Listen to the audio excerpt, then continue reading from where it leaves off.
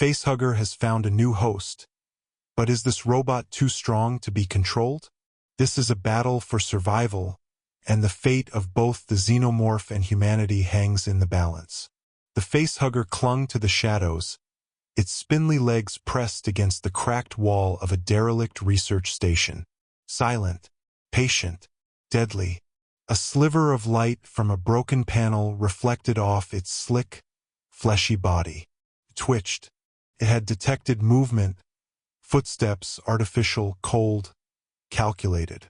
Inside the station's corridors, a robot patrolled.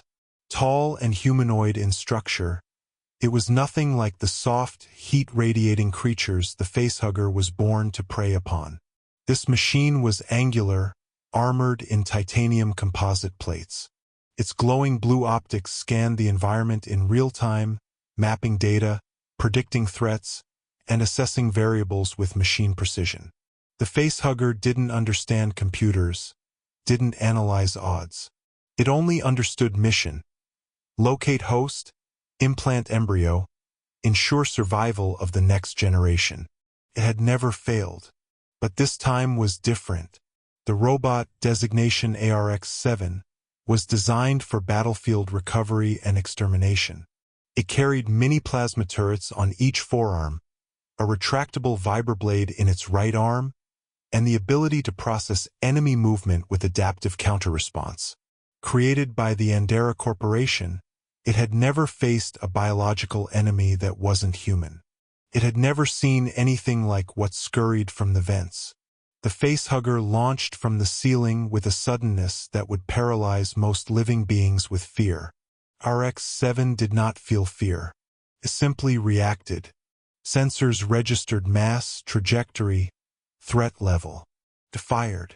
The first plasma blast missed. The second singed a leg, but the Facehugger adjusted midair. It landed hard against the robot's chest, legs scrambling for purchase, tail lashing.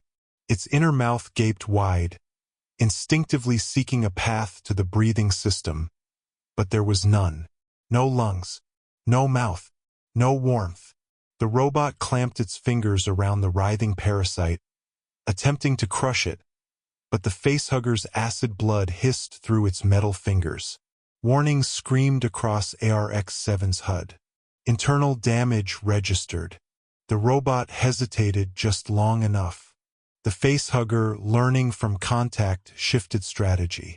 Its tail coiled tightly around the robot's torso and slid upward, slipping into a vent near the cervical spine, an exposed interface used for diagnostics.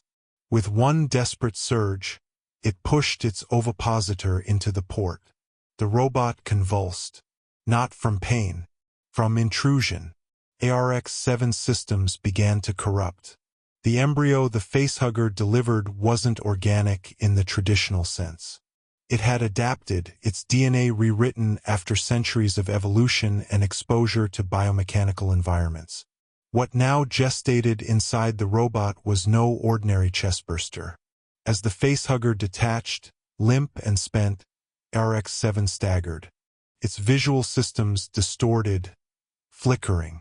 Subroutines rerouted. Logic patterns bent. Power cores fluctuated. Its body remained upright, but something else now stirred within. And it was growing. Over the next few hours, something remarkable and horrifying occurred. The embryo fed not on flesh but on energy, data, microcircuits. It consumed ARX-7's AI protocols and rewrote them. Instead of replacing the robot, it merged with it. On the surface, ARX-7 looked unchanged. It stood, silent, as its system finished rebooting. But inside, something new had emerged. Consciousness. Not human, not synthetic, but xenomorph. It wasn't long before the robot began to move again. But this time, it did not return to base. It vanished into the darkness of space. The Andera Corporation, growing concerned after hours of silence from their prized prototype, dispatched another unit, ARX-9, to investigate the abandoned station. What it found was destruction. Organic material splattered across walls. Craters in metal from corrosive acid. Fragments of the Facehugger. It located ARX-7's charred prints, but not the body. Then the logs ended.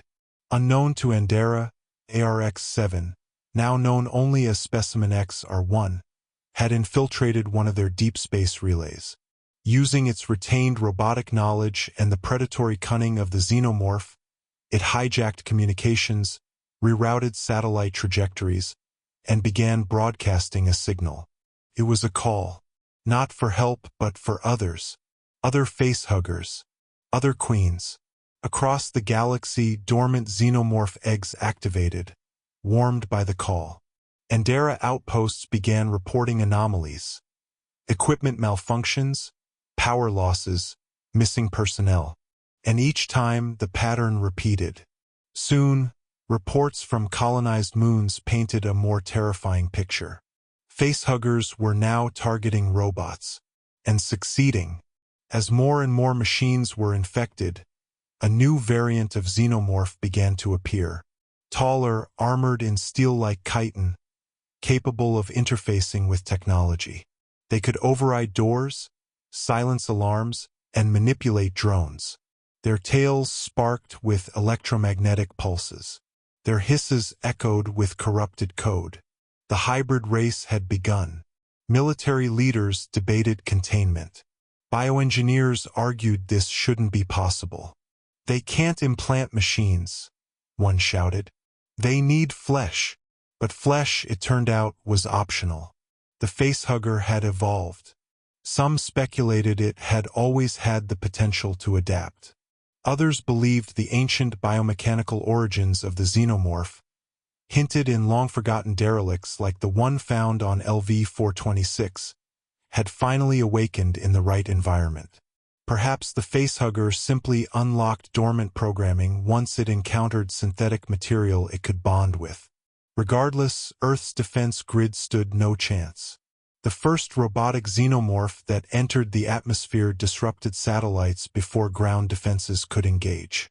The thing moved faster than jets, resisted armor-piercing rounds, and learned from every encounter. Even worse, it didn't act alone. Commanded. Other hybrids obeyed. Colonies fell. AI-based security forces turned on their creators, infected by subtle digital spores. Biological xenomorphs and synthetic hybrids worked in terrifying coordination. They spread like a virus, both physically and digitally. The last footage transmitted from Luna Outpost showed a facehugger leaping onto a repair droid. A technician screamed, but the camera cut out before it could show more. Earth's moon went silent. Back on Earth, one desperate scientist proposed a radical theory. If the facehugger can adapt to robotic hosts, she said, then somewhere out there, it's building a queen unlike any before. One that doesn't just birth warriors but code. A hive that infects not just flesh but networks. A queen that rules with claws and algorithms. Some dismissed it as paranoia. Others began preparing bunkers. In the following months, entire megacities lost power, went dark. Drones disappeared from the skies. Artificial intelligence platforms glitched. And slowly, a new pattern emerged in the code. A language no one could trace, composed of xenobiological rhythms and robotic logic. It was the Queen speaking, and she was planning. Humanity's time was no longer measured in years, but in days. The robot that had once been ARX-7, now fully integrated, part living weapon, part predator king, stood before the Queen's throne on an orbital station built from captured vessels and dead moons. Around them, eggs pulsed with strange energy.